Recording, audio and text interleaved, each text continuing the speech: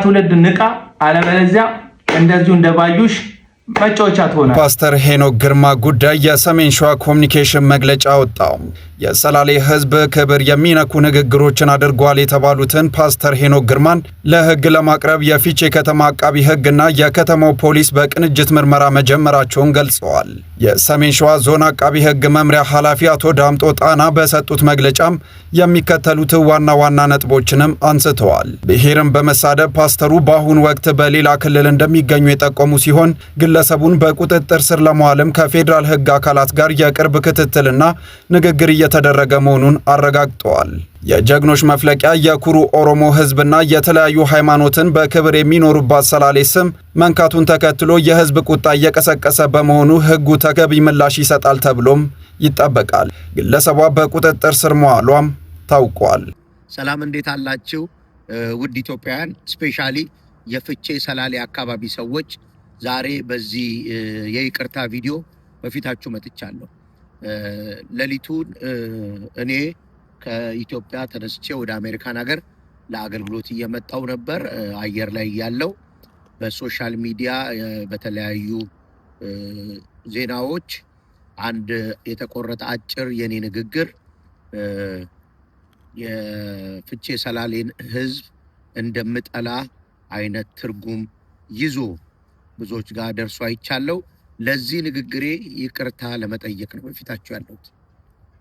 በጣም በዛ አካባቢ ላለ ሰዎች ጠቅላላ እንዲሁም ለመላው የኢትዮጵያ ህዝብ ፍቅርና አክብሮት ኖሮኝ ነው ማገለግለው።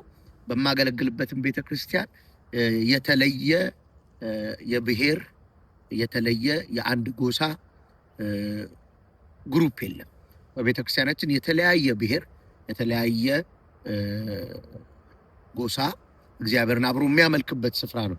ስለዚህ በዚህ ንግግሬ ያሳዘንኳችሁ፣ በዚህ ንግግሬ ያስከፋዋችሁ የዛ አካባቢ ተወላጆች በጣም ይቅርታ ለመጠየቅ በፊታችሁ በዚህ ቪዲዮ ያለው።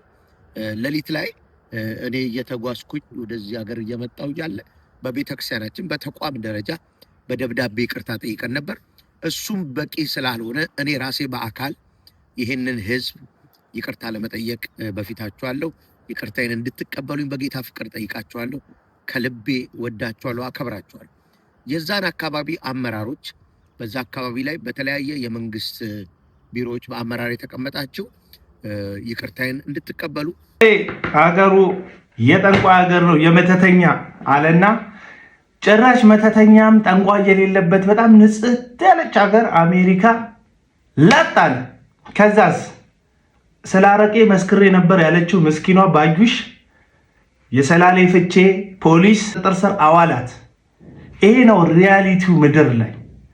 አየህ፣ ማይክ ይዘው ሱፍ ለብሰው የእግዚአብሔር ሰው ብለህ የምትከተላቸው ሰዎች ሰላሌን ምድራቸውን የራሳቸውን ሀገር ጠንቋይ፣ የጠንቋይ ሀገር፣ የመተተኛ የደጋሚ ሀገር ብለው ስም ይለጥፉና ከዛስ እነሱ ጠንቋይ የሌለበት አሜሪካ ቪዛ ስላላቸው ዲፕሎማት ፓስፖርት ስላላቸው ላጥ ብለው ይሄዳሉ። ማን ይታሰራል? ምስኪን ባዩሽ ትታሰራለች። እነ ባዩሽ ምስኪኖች ያበለጸጓቸው እነዚህን ሰዎች ሀብታም ያደረጓቸው ቴሌቪዥኖቻቸው ላይ እንደዚህ ሆነልኝ እንደዛ ሆነልኝ ብለው መስክረው ታዋቂ ያደረጓቸው እግዚአብሔር አይደለም። እነዚህ ሰዎች በጭብ ካፈር ከትቢያ ያነሳቸው ካፈር ከትቢያ ያነሳቸው ጥንቆላቸውን ፍለጋ መጋዘናቸው ሄደው በማጨብጨብ በመዝለል ያሟሟቁላቸው ሰዎች ብዙ ትንቢት ይሰማሉ። ሪያሊቲው ግን ምንም ነገር ሲመጣ እነሱ የሚያመልጡበት እንኳን ምንም ነገር የላቸውም። ቪዛ የላቸውም፣ ፓስፖርት የላቸውም፣ እድል የላቸውም። ዋናው ተናጋሪ ዋናው ሐሳብ ሰጪ ሄኖክ ጂፒኤስ በተናገረ ቪዲዮ በተለቀቀ በበነጋታው አሜሪካ ሲሄድ፣ ባዩሽ ግን የት ነው ያለችው? እስር ቤት ናት ያለችው።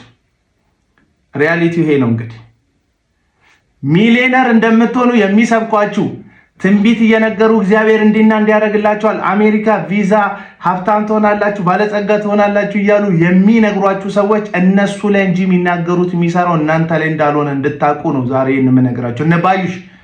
እነ ባዩሾች ትሰሙኛላችሁ?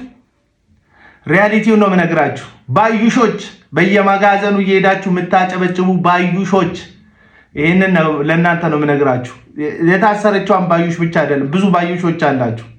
ባዩሾች እያጨበጨባችሁ መባና አስራታችሁን የፍቅር ስጦታ እያላችሁ እነዚህን ሰዎች ታበለጽጓቸውና እነሱ በሚከቷችሁ ስህተት ውስጥ እናንተ ጨለማና እስር ላይ ስትወድቁ፣ ድህነትና መቀመቅ ውስጥ ስትወርዱ እነሱ ሊረዷችሁ አብሯችሁ ሊታሰሩ ቀርተው በበነጋታው ሀገር አሜሪካን የሚገቡት ጠንቋይ የሌለበት ሀገር ማለት ነው። አይ ከግብፅ ጠንቋይ የባቢሎን ጠንቋይ ይሻለኛል አይነት ጨዋታ የሚጫወቱ ነብይ የሚል የሚከብዳቸውን ማዕረግ የለጠፉ ስራቸው ግን ጥንቁልና የሚመስል ደጋሚና መተተኛ የሚመስሉ አውርቶ አዳሪዎች፣ ገምቶ አዳሪዎች ጋር ሄዳችሁ ህይወታችሁን ባታበላሹ ይሻላል ባይ።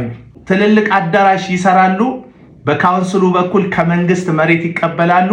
መሬታቸው ላይ እንደ ነገሩ የሚሆን ህንፃ ያቆማሉ። እሱንም በህዝብ ገንዘብ ሰብስበው ህዝብ ብር አዋጣ ብለው ከህዝብ የሰበሰቡትን ነገር ያቆማሉ። የራሳቸውን አዳራሽ እንዳትሳሳቱ፣ ቤተክርስቲያን አላልኩም፣ የራሳቸውን አዳራሽ ሐዋርያ፣ ነቢይ፣ ፓስተር ነኝ ባዮች ማለት ነው።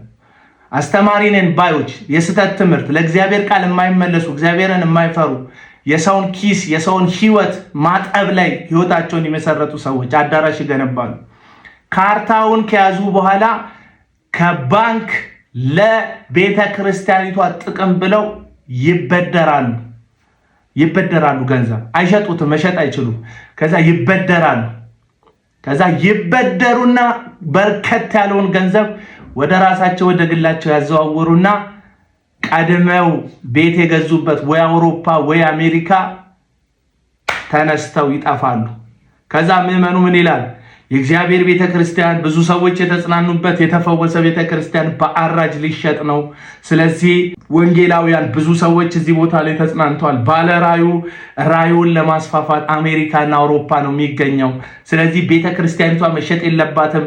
ስለዚህ ገንዘብ አዋጡ ትባላላችሁ። እናንተ ደግሞ የጌታ ተአምር የታየበት ቸርች ብላችሁ ታዋጣላችሁ። ከዛስ ከባንክ ዕዳ እንደምንም ብላችሁ ታላቀቃላችሁ። ከቻለ ተመልሶ መጥቶ የረፍት ቀኑ ላይ ይሰብካቸዋል። ካልቻለ ደግሞ የሚገባውን ዋጋ ስላገኘ እዛው ሀገር አሜሪካ በስልክና በምናምን እየደወለ አለቃ ይጫወትባችኋል። እድሜ ልካችሁን ነፍሳችሁን ለእነዚህ ሰዎች እየገበራችሁ እየሰዋችሁ ትኖራላችሁ። ይሄ ነው ጌሙ። ባዩሾች ይሰማል። ምንም አታመጡም ነው የምላችሁ። ማን ባዩሾች? እነሱ ያጠፋሉ፣ በአንደበታቸው በህይወታቸው ይስታሉ። ለገንዘብ ሲሉ ማይዘላብዱት ነገር የለም። እነሱ ርቀው ይቅርታ ይጠይቃሉ። እናንተ ይቅርታ የምትጠይቁበት እድል እንዳይኖራችሁ እስር ቤት ትወረወራላችሁ። ስለዚህ የምትነቃ ትውልድ ንቃ፣ አለበለዚያ እንደዚሁ እንደ ባዩሽ መጫወቻ ትሆናለህ። አንድ ሁለት ቀን ስለምትታሰራለህ። ለእንደዚህ አይነት በሱፍ ለተወጠሩ በከረባት ለተጆቦኑ ሐሰተኛ መተተኛ ጠንቋዮች ለምን እንደዚህ ጊዜን ትበላለህ? ለምን እድሜን ትበላለህ? ስለ አረቄ መስክሬያለሁ፣ ስለ ጠጅ መስክሬያለሁ። ለምን ትሰቃያለህ? ክርስቶስ ኢየሱስ የሰራልን ስራ አምነ ነፃ አትወጣም? እግዚአብሔር በሰራልን ስራ ድል አታደርግም? ለማንኛውም ይህ ቪዲዮ ለብዙ ሰዎች አድርሱት። ይመቻችሁ።